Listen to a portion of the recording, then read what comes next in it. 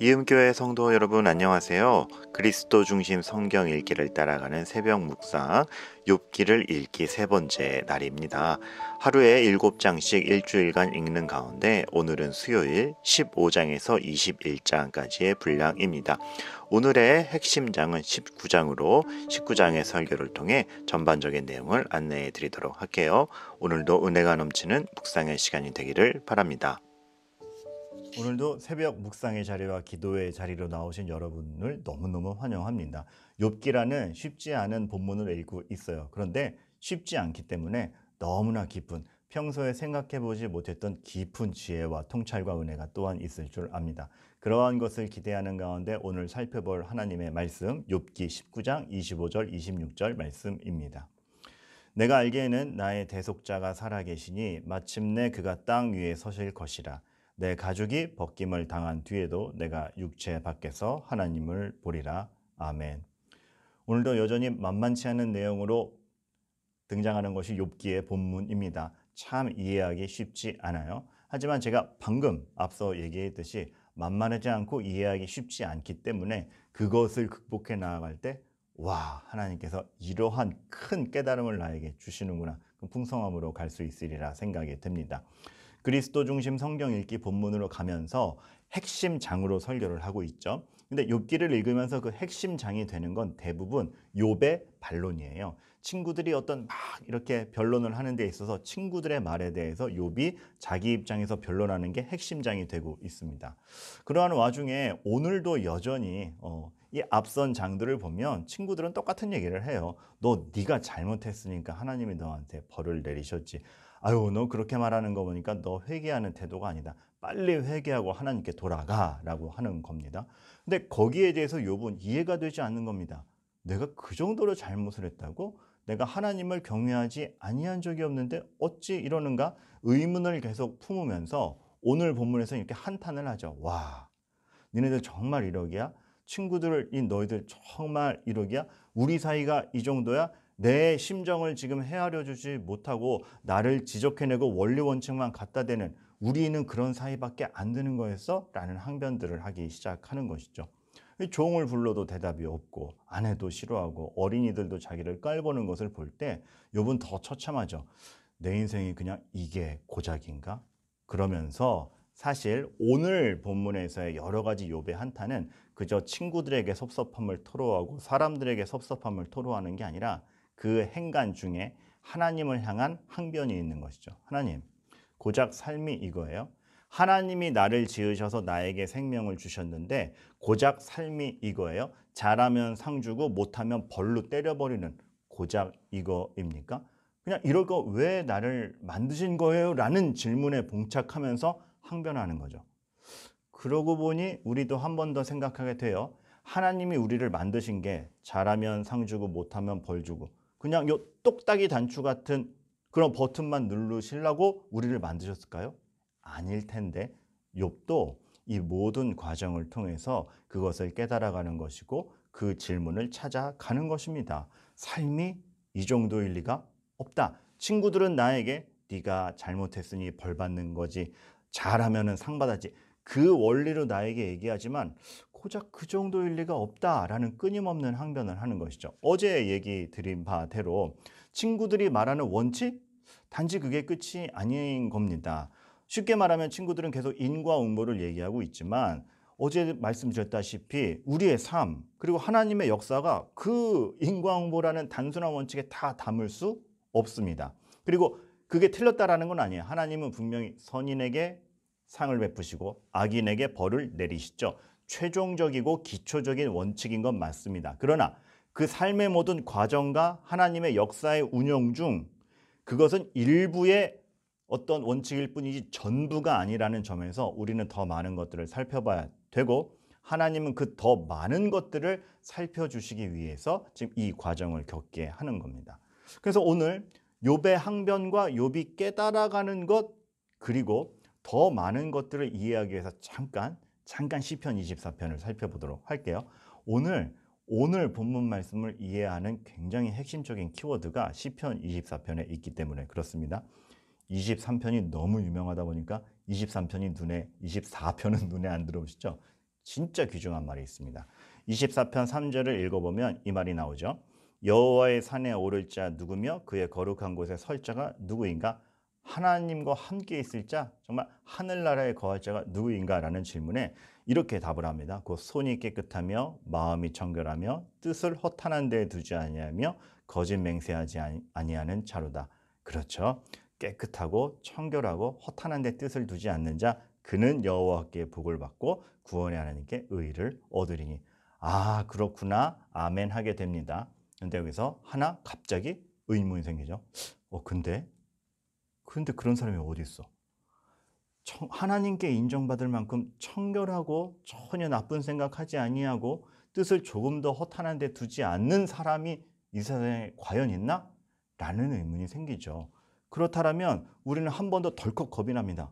그럼 아무도 여호와의 산에 오를 자가 없네? 네, 사실은 없습니다. 우리는 누구나 허탄한 데 뜻을 두며 완전히 청결하지 아니하고 우리의 손은 더럽기 때문에 그렇습니다. 거기서 시편 24편이 답으로 주는 게 있어요. 우리 중에는 그러면 여호와의 산에 거할 자가 없는데 7절, 그렇기 때문에 영광의 왕이 등장하죠. 하나님이 왕이 되셔서 들어가는 것이죠. 다시 말하자면 예수 그리스도와 같은 하나님이신 영광의 왕 예수 그리스도와 같은 그런 구원자라면 들어갈 수 있다는 걸 시편 24편 7절에서 딱 얘기를 하는 겁니다. 영광의 왕이 들어가시니 우리가 우리 실력으로 들어가는 것이 아니라 그렇게 하나님과 함께 계실 분은 하나님이신, 즉 우리가 답을 하니까 얘기할게요.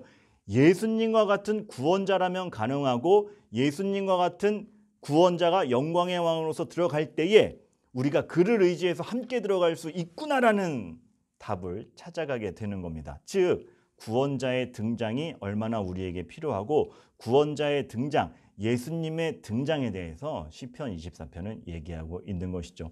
우리는 손이 깨끗이 못하다. 우리는 마음이 허탄한 데 있다. 근데 하나님 앞에 어떻게 가지?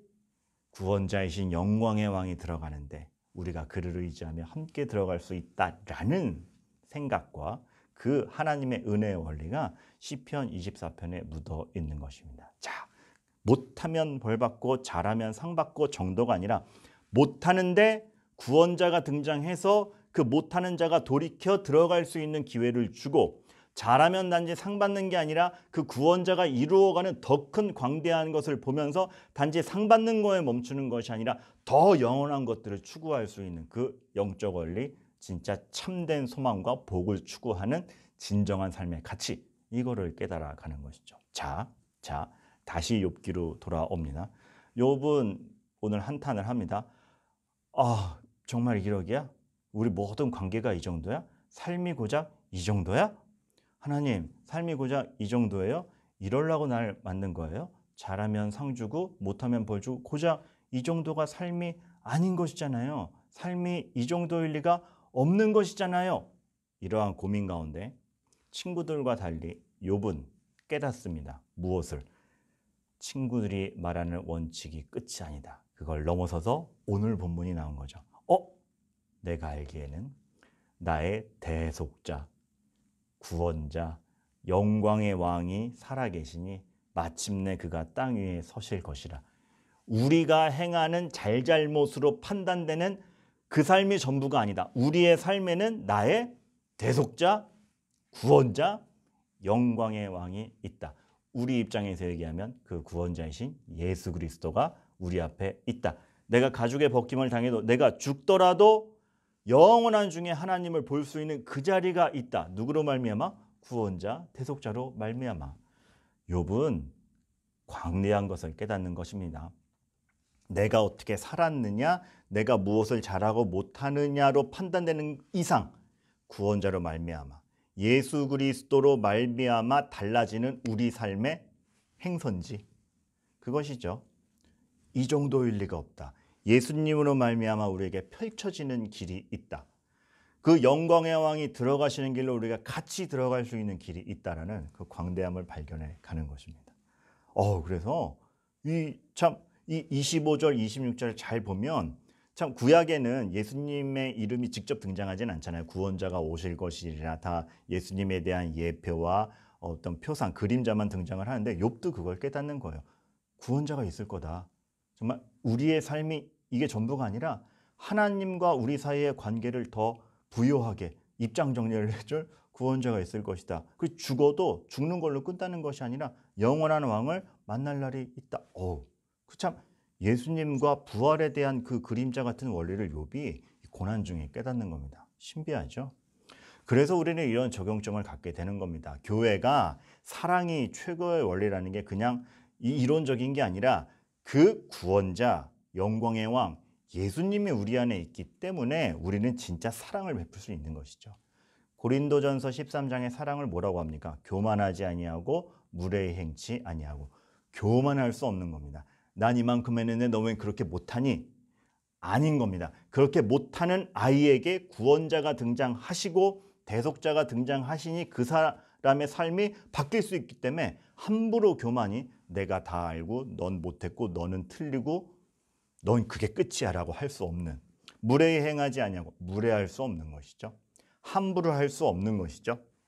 내가 다 맞다 할 수 없는 것이고 그 사람에게 정말 신비하게 역사할 구원자 예수님의 역사를 안다면 우리는 그를 관용하고 이해해주고 오래 참는 길로 가고 섣불리 무례할 수 없는 것이죠. 사랑의 원리는 그냥 사랑하자 이렇게 그냥 그저 마음이 좋자는 게 아니고 우리 앞에 서 계신 구원자, 대속자의 그 존재를 알 때 그 대속자가 움직인다면 이 사람의 삶은 얼마나 더 가치 있어지겠냐? 근데 내가 어떻게 함부로 할 수 있겠느냐? 그런 마음인 것이죠. 굉장히 광대한 마음인 것입니다. 또 하나, C.S. 루이스가 이런 말을 했습니다. 우린 너무 사소한 것에 만족한다. 여러분, 사소한 것에 만족하지 마십시오. 단지 상 받았다, 여기서 만족하고 끝나는 게 그 정도가 우리 인생이 아니라는 겁니다. 하나님은 더욱더 크게 우리를 만들어 가시고 거룩하게 만들어 가시고 우리 삶의 어떤 조건과 만족이 충족되지 않는데도 하나님을 바라보며 거룩을 힘쓰며 위기의 순간에 치사해지지 아니하고 하나님 앞에 정직을 행할 수 있는 사람으로 만들어 가십니다.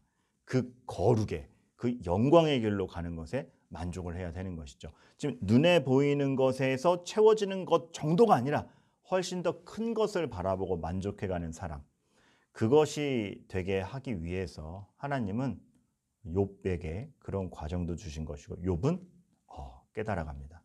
이 정도일 리가 없대. 근데 내가 알기로는 대속자가 있어서 우리의 삶이 굉장히 큰 길로 가고 있다. 오늘 이것이 여러분에게 진실로 위로가 되기를 바랍니다. 여러분의 삶이 여러분이 체감하는 것보다 훨씬 큰 길로 가고 있습니다. 여러분들이 실망하는 거 혹은 여러분들이 이거 됐다 하고 금방 좋아하는 거, 그 정도가 아니라 훨씬 더 큰 것이 이루어지고 있는 게 우리 삶인 줄 아는 가운데 하나님이 뭘 하고 계시지를 끊임없이 묵상하는 저와 여러분들 되기를 바랍니다. 기도하겠습니다. 하나님 아버지, 욥기 어렵습니다. 그러나 욥을 통하여서 하나님이 우리에게 얼마나 큰 것들을 보여주시고 계신지, 또 우리가 얼마나 큰 사랑을 가져야 되는 존재인지, 그리고 그 사랑의 앞에 대속자, 구원자이신 예수님이 계시다는 걸 알려주시는지 끊임없이 고찰하게 됩니다. 오늘보다 내일 더 큰 깨달음이 있어서 하나님을 알아가는 기쁨에 있게 하옵시고 그 믿음으로 오늘 하루 잘 견디게 하옵소서. 예수 그리스도의 이름으로 기도합니다. 아멘. 오늘의 말씀 기억하면서 이러한 기도 제목을 나누기를 바랍니다. 하나님의 큰 사랑이 운영된다라는 것을 알고 나도 그 큰 사랑으로 움직이게 하소서. 영적 성장에 대해서 귀 기울이며 거룩함에 대해 민감하게 하소서. 이 기도 제목 말씀을 기억하며 하시고 공동 기도 제목을 보시며 기도하신 뒤 각자의 기도의 자리로 가도록 하겠습니다. 기도하겠습니다.